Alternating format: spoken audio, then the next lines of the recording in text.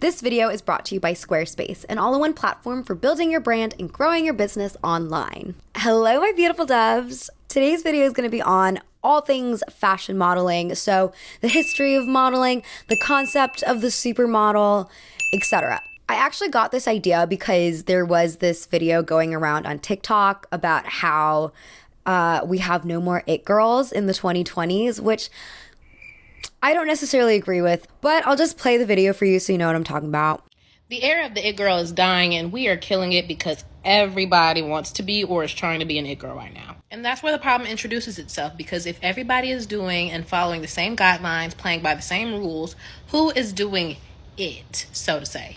There are no trademarks and no signatures because everybody's playing by the same matcha, Pilates, neutrals, tape-ins playbook. So I don't agree with this take because I think that there are lots of women who have the it factor. Maybe because we're living in a time where there's like an oversaturation of celebrities and influencers. So it's harder to say now who exactly is shifting the culture. Okay, I realize that for this section, this intro, it doesn't really make that much sense. Like, it's giving unscripted. So I just want to clarify. What I mean is that, yes, what this person is saying in the video is correct. There are lots of people who are just doing the same things online, you know, the Pilates, the green smoothies, etc.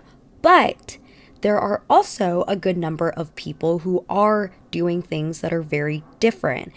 The problem is that there are just so many celebrities and so many influencers these days that someone who's making an impact in my circle is not necessarily someone that you would know, and vice versa. Like, I do not know every influencer or every celebrity that is currently making waves, but that doesn't mean that they don't exist. The reason I wanted to talk about supermodels is because, it got me to thinking about how a lot of the it girls of the 80s and 90s were supermodels. Naomi Campbell, Linda Evangelista, Kate Moss, etc. I definitely think there are a lot of models that are very popular today, like the Hadid sisters, but there are way fewer models that are making the same kind of impact as the 90s girls. So I definitely want to delve into that, but first we got to get started with the history because, I love history on this channel. But first, a word from our sponsor. Thank you, Squarespace, for once again sponsoring this video. If you've been looking for a way to build your website, Squarespace is a fantastic platform that offers tons of customization options and pre-made templates. You're bound to find something that works for you. Because Squarespace is about growing your business or brand, not just the aesthetic stuff, you can access analytics pretty easily. So see who's checking you out and for how long they're spending on your page, where they're from, and tons more statistics. You can also send newsletters, which I know is the really trendy thing to do these days. And oh look, more templates to choose from, so you can send something that people will not ignore in their inbox. Check out squarespace.com for a free trial, and when you're ready to launch, go to squarespace.com/Minalei to get 10% off your first purchase of a website or a domain. Content warning: in this video we'll be discussing dieting, body weight, body image, etc. So please tread lightly.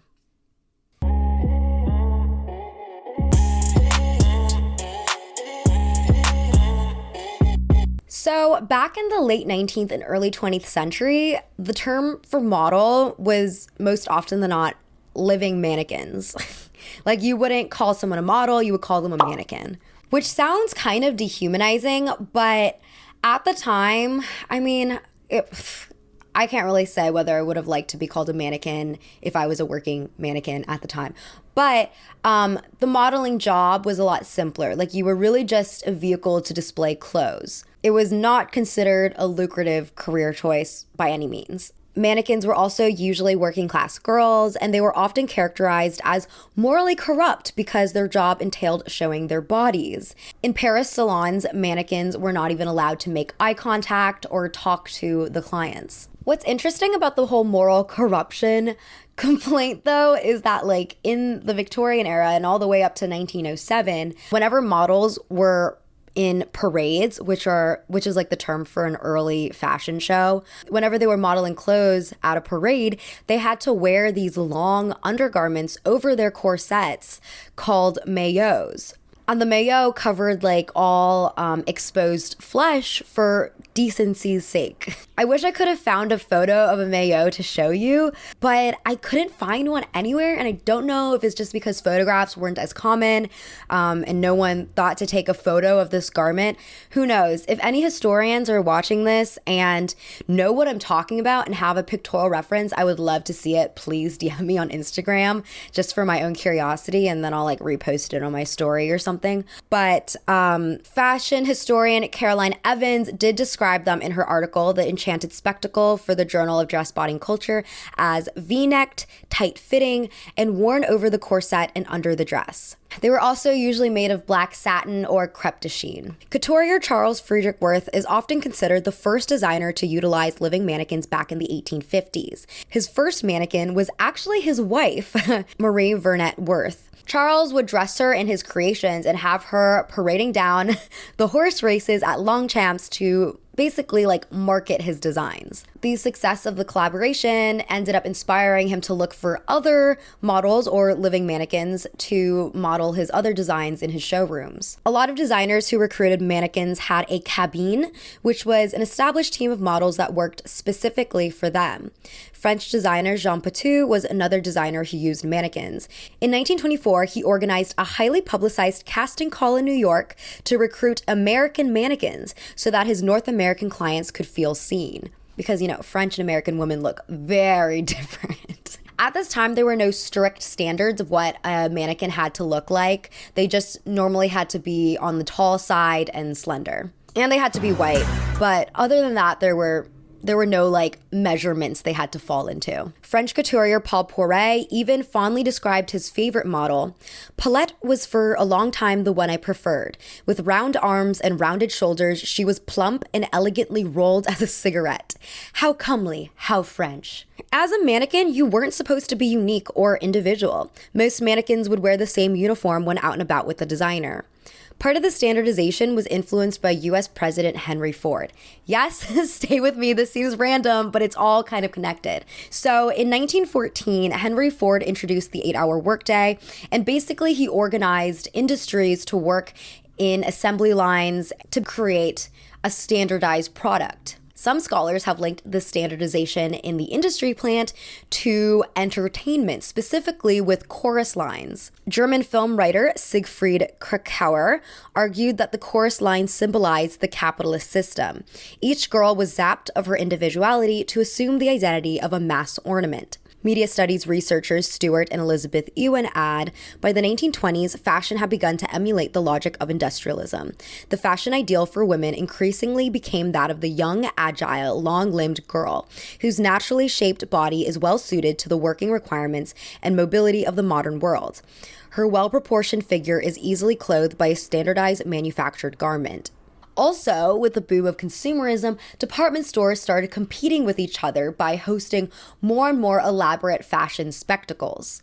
And by 1915, fashion shows could be found virtually in every major city in the United States. Journalist Michael Gross observed, mannequins became an important factor in the American fashion scene. So, needless to say, in the 1920s, modeling became an important work option for young women. Don't get me wrong, the occupation was still pretty poorly paid and informal labor, but it was the fact that you could, surround yourself with these aristocratic ladies who could potentially offer you a better job, or if you're really lucky, take you under their wing and support your lifestyle.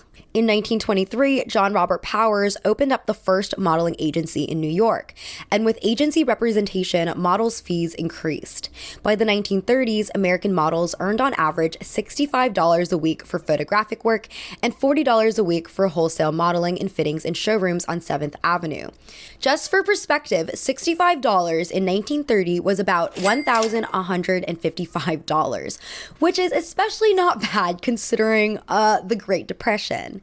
Powers was also one of the first people to have his models adhere to a strict height and weight requirement. And of course, these measurements only slimmed down over time. For instance, in 1930, at least 10 of Powers' models had 39-inch hips. Several of them were even 5'5" and under. But by 1932, all who did not fit the slender, tender, and tall standard had mostly disappeared from his roster. Similarly, Eileen Ford, founder of Ford Models, which was set up in 1946, she was pretty rigid in how she wanted her models to look, telling them if and when they needed to lose weight. An early Ford model named Gail explained, "We always had our makeup on. We wore high heels, and there was a time when we wore white blouses and full black skirts with crinolines underneath it. And you had your little black hat box, and you looked the part." Not every modeling job was created equal, though. If you wanted to be a model, there were two career paths you could choose from, or that you were pushed to: runway modeling or photographic modeling. Runway models did catwalks, fittings, and showrooms. They were more prevalent in Europe as they usually worked full-time for couturiers. Also to note, before the 1960s, runways were not what we imagine them to be today. Models were not strutting down at high speeds, like in a Victoria's Secret fashion show or on a Versace runway. Fashion shows or parades, as I mentioned before, were really slow. They could last as long as 3 hours. Models would languidly walk around the room and strike dramatic poses more than just once. Sometimes they would carry a small card which denoted the name of the gown they were wearing for ease of ordering. As Evans observed, in the 1950s, models slithered along the catwalk, at most pulling on or off a glove. Runway models were not necessarily good looking.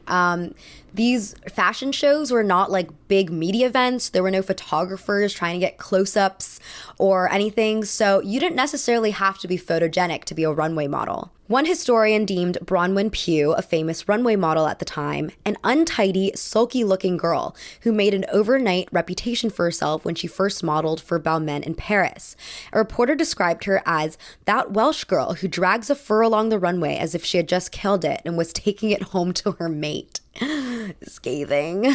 But something that has continued into the present is that even in the early days, models tried to embody the aesthetic of the designer they were working for. Like there was a Christian Dior walk. There was also a very famous Chanel pose where the model would have one foot forward, a flat belly, head held high, chin up, and one hand in the pocket of her skirt. Photographic models, on the other hand, posed for magazines and catalogs. They were usually working with Vogue or Harper's Bazaar and paid on an hourly rate. They were more visible and therefore more prestigious and better paid. These models also had to be more photogenic than runway models for obvious reasons. It wasn't until about the 1960s when fashion became more and more inspired by the youth and by subcultures rather than by high society. Couture was out and ready-to-wear was in. One of the most major shows of the 60s was the 1964 Mary Quant show, which I have tried to find video footage of, but I don't know, it's probably like deep in the archives somewhere. I was able to find like the 1963 Mary Quant show, but for some reason they skipped over 1964 on YouTube. I have no idea why. But allegedly what happened in 1964 was Mary Quant's models burst onto the runway, smiling, kicking, running, dancing. According to Mary Quant's autobiography, Quant by Quant, one girl was carrying a shotgun and another girl was swinging around a dead pheasant, which spurted blood out everywhere, even onto the journalists. Quant explained, "We managed to persuade 9 of the top photographic girls to model the clothes for us. We did this because I wanted to show the clothes moving, not parading, and these girls move beautifully and naturally. They walk swingingly, and when they are still for a moment, they stand arrogantly." Other designers followed Quant's direction, going for impact rather than for information, which of course made fashion shows into these major media events. And then it just kind of like built up from there because a lot of designers were now looking for major magazine stars to walk their shows to get more press coverage rather than resorting to traditional runway models that were not photogenic and basically could just walk really well. Elizabeth Wissinger writes, "Models soon had to be an all-in-one package with the right walk for the runway, the right face for the camera, the right verve to stand out, making it look natural and easy all the while. Models with personality were sought after and revered. No longer a pin money job, modeling became all-encompassing work. One did it as a career so absorbing it grew into a lifestyle, packaged and sold as a commodity itself." And then by the 1980s, there was a turn towards aspirational advertising. aka advertising that pushed emotional selling points, linking products to symbols. To give an example of this, in the early days, a lingerie store would just be trying to sell underwear based on the way that the underwear looked, the design, just by aesthetic value, sometimes functional value, but they were just pushing a product. But, Victoria's Secret ads of like the 80s and onwards, they were selling not just underwear, they were selling a lifestyle, a sexy lifestyle that would only happen to you if you bought their underwear. So in saying that, the model played a critical part in this kind of advertising.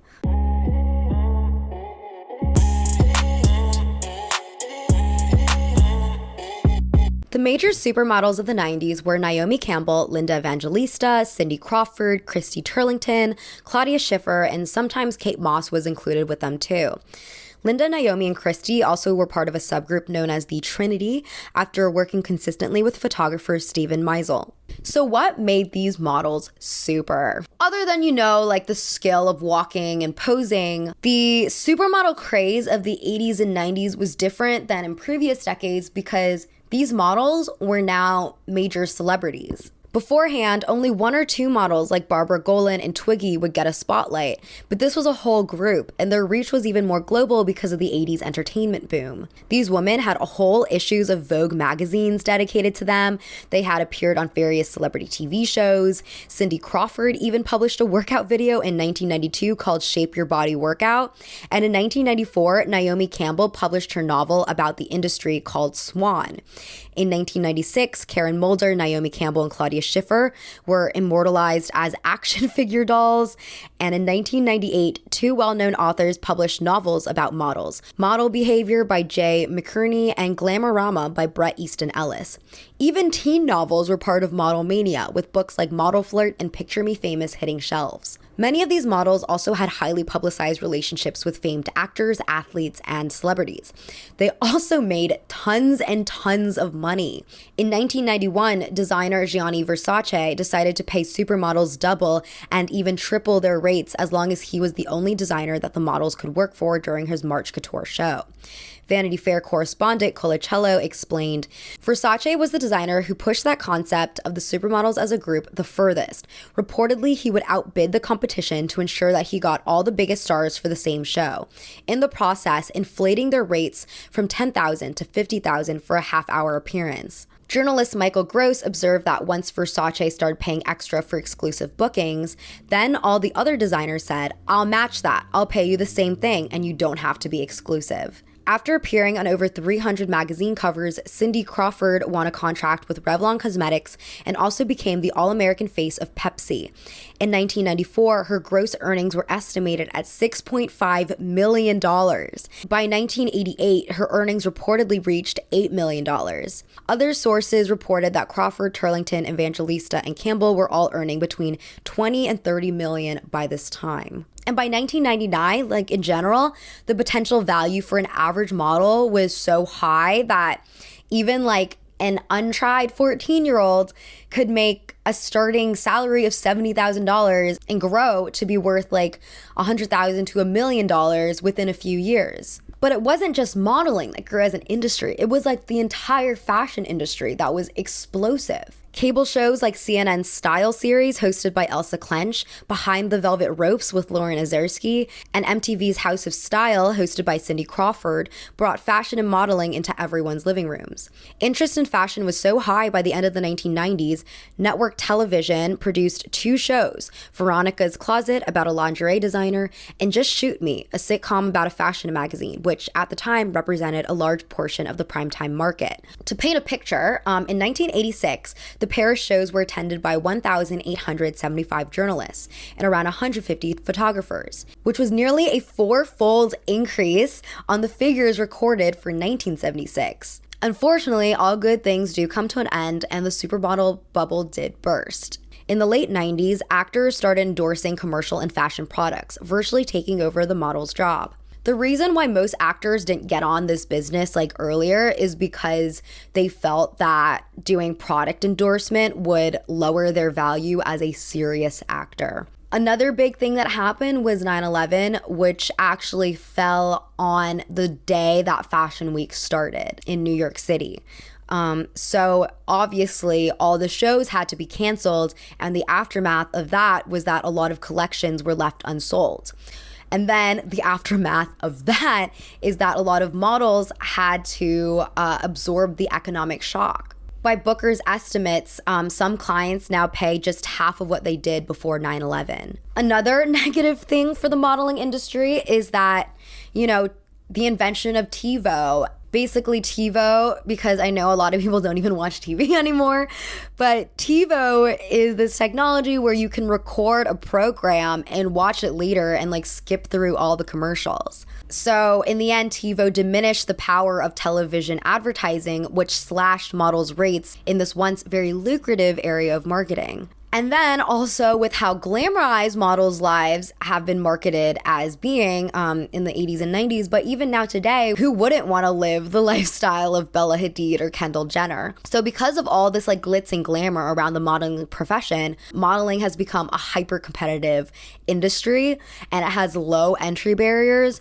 So what ends up happening is that there's overcrowding with a great deal of struggle for success and to stand out.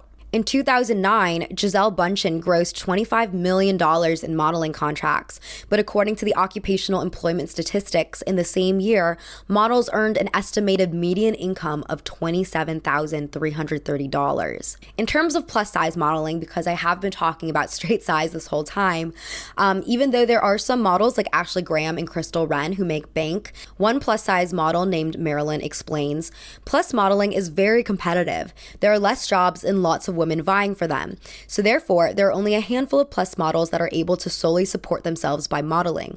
Think of how many retailers there are of straight size clothing, literally thousands. How many plus retailers are there? See what I mean? So what makes a successful model? How come some women are able to stand out, make millions and millions of dollars, while some are living working class wages, having to do multiple jobs just to get by?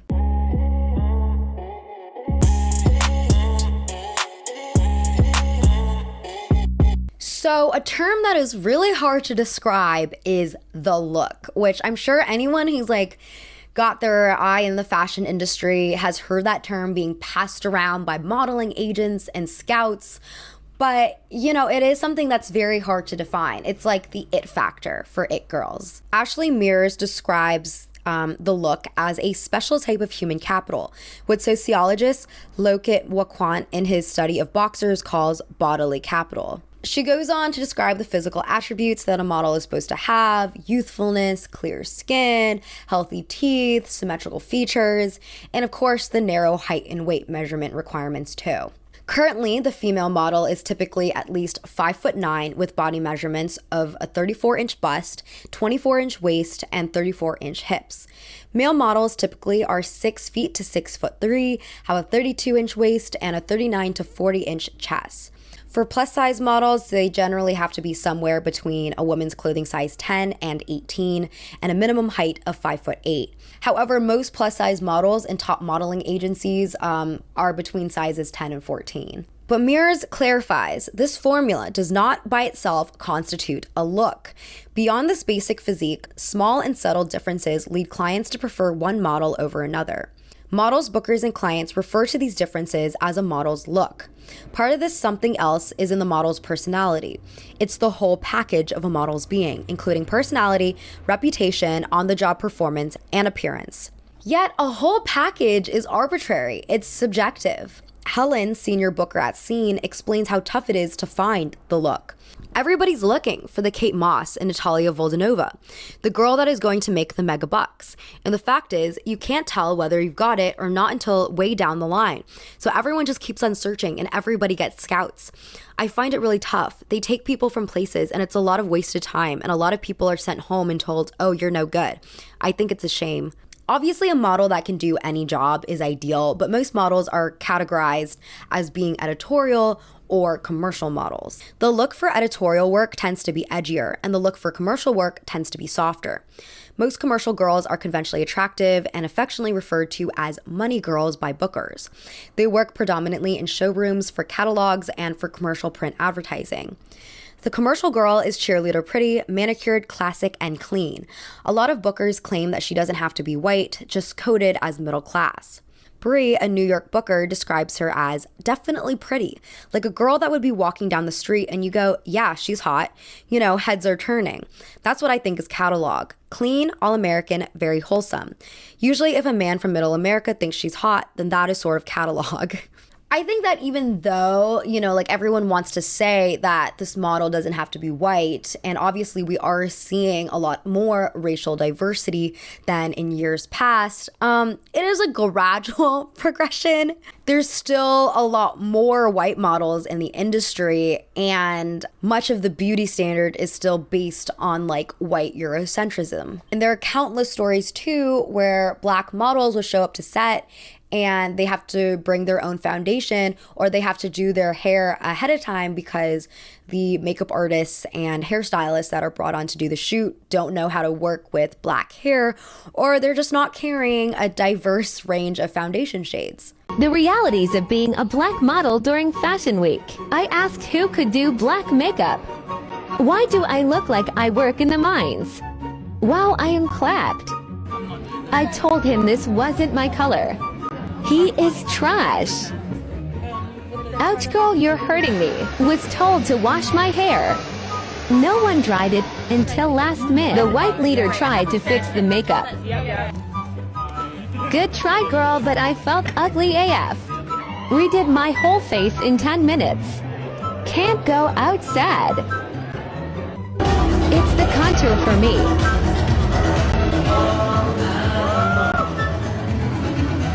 Yes, I ate it up like I always do.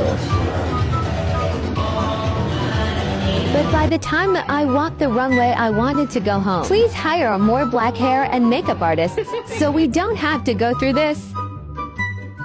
Beyond just the fact that it's harder for models of color to get well-paying jobs or just to get jobs at all, there is something more dangerous at play on like a widespread scale. For instance, in 2004, Harvard psychiatrist and anthropologist Ann Becker conducted a study and found that 3 years after the introduction of television into Fiji in 1995, 11.9% of adolescent girls suffered eating disorders while trying to change their Fijian build into one that resembled the Western images they were exposed to via their television sets. But anyways, back to like straight size modeling. Usually straight size models don't have to be like as slim as runway models.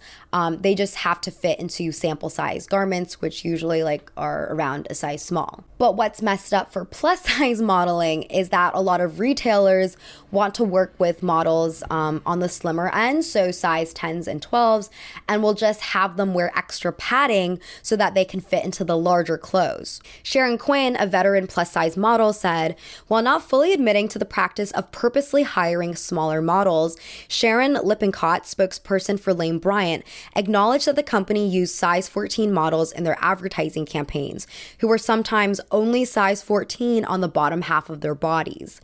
A fit model named Samantha also noted they'll use padding to size a girl up. A girl may be a size 10, 12, but the client wants a solid size 14. They like her thinner face but want a bigger body, so they'll make her wear foam padding under her clothes. It's a win-win situation for smaller models. The model gets the job and the client gets the look they want. Unfortunately, it hurts larger models. Hearing this also just makes you think about how plus-size modeling is often like thought of as more representative and more inclusive, but you're still expected to conform to a set of proportions. Larissa Laurel told Plus Model magazine, "Some models like me are blessed with big bottoms, but our bust is on the smaller size. So do you know what we do? We stuff our bras with the pillow cups, which we lovingly refer to as chicken cutlets. One model I personally know wears a padded panty to help her rear end look fuller. For editorial, models are usually edgier, they look a little odd and unconventional. Their look doesn't necessarily appeal to the mass market, but editorial fashion in general is not supposed to appeal to the masses. She doesn't move merchandise. She communicates prestige and exclusivity. As Mears writes, the more types of people with whom a model can resonate, the less exceptional she is, hence the lower value, perceived or real, attached to a commercial look." It's also important to note the power of makeup in hairstyling, because if a model is getting recruited to be editorial and if she's marketed as having like an edgier look, she's probably going to get told to bleach her hair or shave her eyebrows or get a mullet to like make her look even edgier. I think Iris Law is a great example of this. Before Iris shaved her head, she had a way more commercial look. But after she shaved it and bleached her hair, her look is now very edgy and high fashion. Overall, a lot of a model's work is glamour labor. And while this isn't new, like for much of the 20th century, you were expected, if you were a model, to have certain grooming habits or to follow a consistent diet. But it feels like in recent years, models have had to really nitpick certain features about themselves, like from their nail beds to their eyebrows. A makeup artist named Kay explained, "I say this is your product and you're going to invest in it, and it is an investment, or you're not. Either you're going to find the right dermatologist, a good facialist if that's what you need, or you're going to apply yourself. Either you're going to go to a gym and you're going to tone your body the right way. You may be as skinny as a pole, but that doesn't mean that you're in the right shape, or you might not. I'll ask if they're eating right. I'll talk to them about going to a nutritionist, finding out what works well with your body, what they should and shouldn't be eating, and that's going to react to their energy level, how they feel emotionally, their hair and skin quality, as well as their weight." Mears writes about the consequences of this hyper-vigilant glamour labor. "When would-be models are encouraged to think of their bodies in parts to be addressed individually and managed, in turn, women, most certainly, although recently at least some men also, feel the pressure to seek to resemble those models by going to the gym, getting plastic surgery, and buying makeup that leaves them pixel protected. It's also a myth that plus-size models have it so much easier than straight-size models. Like, I think there is a lot of talk about how plus-size models can eat just whatever they want, but there are still things that plus-size models can't do, because in essence, modeling is about maintaining a certain look even when it's natural for our bodies to morph and change over time. One plus-size fit model named Janice lost weight because she got a retainer to fix her teeth, and because the dentist told her she would have to brush her teeth every time she ate before putting the retainer back in her mouth, she just ate less because it became such an inconvenience. And because of that, she lost 20 pounds in a series of weeks. And because she lost weight, she also lost a lot of jobs as a fit model because she no longer fit in the clothes she was supposed to be modeling. She described one account where she tried to button up a pair of pants and they just fell down to her legs. "I felt like I was being arrested. The looks I got from these people. I started to give a monologue to the directors saying I had just had food poisoning and made cracks about eating muffins to gain the weight back." After that happened, she started binge eating carbs and cheese. And instead of like properly exercising, she would go on these very slow walks with a jar of peanut butter and just like eat it by the spoonful as she was walking. Obviously, this isn't a correct way or a healthy way to gain weight, but this is the thing that she had to do because she was literally losing her income. So going back to my initial question, what makes a successful model? Well, other than having the look, which is this very like woo-woo, hard to explain trait, a lot of successful models these days are just like nepotism babies or have parents who are very wealthy. For example, the Hadid's mother is Yolanda Hadid, Leela Moss is Kate Moss's daughter, Kaya Gerber is Cindy Crawford's daughter. These are just a few examples, but it feels like everyone in the entertainment industry is related to, in some form or another, to someone else who's rich and famous. And I'm not saying like every nepotism baby is untalented. Like I think that Bella Hadid is a very talented runway model. I think that, you know, in the acting world, world. Laura Dern is a really massively talented actress. She's one of my favorite actresses of all time. If you want to see the greatest performance of 2006, check out Laura Dern's performance in Inland Empire. But when you do have a parent in the industry, it obviously gives you advantages because your parent probably knows someone like a booking agent, or they know a big photographer, or they know like a PR person that will help you get your career jump started. Nepotism babies also tend to have more money to put into glamour labor. Like Bella Hadid famously had a lot of work done on her face, and just even on like the lower, oh my God.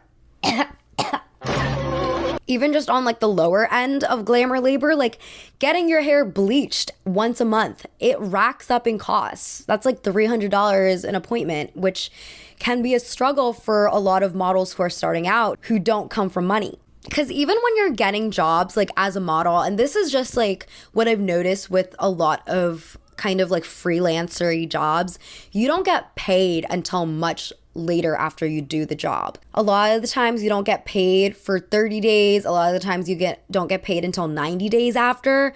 So for you to be able to float along between those pay periods, it requires you to have a pretty comfortable balance in your bank account beforehand, which means not living paycheck to paycheck. And you know, just like beyond all those logistics, since like aspirational modeling boomed in the 1980s, it's just more profitable for brands to work with well-known people, with celebrities, with influencers, than it is for them to work with just like a random model who's good at her job. Because brands know that if they're working with a celebrity or an influencer, that person has a large following. So it's also like not just using this person's image, it's getting their followers to buy products too. There's multiple advantages than just having like a really sick ad campaign.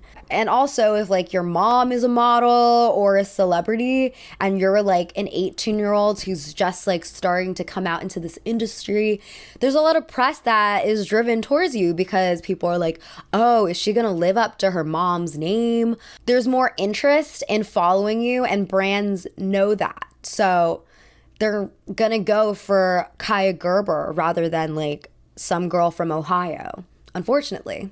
Okay, that's all I have for today. I feel like my video ended up kind of like deflating in terms of like optimism, but it is a really, really tough industry. And I do have friends who are models, and some of them have like quit modeling, some of them still enjoy it. So I have like witnessed this kind of like range of success, but it is really tough. And I don't really know if it's going to get better just because there's just so much competition these days. But I am interested in hearing what you all have to say about that. Whether you think the modeling industry has gone downhill. Yeah, just like your thoughts about other things in this video. As always, I hope you have a lovely rest of your day, and I'll see you next time. Bye.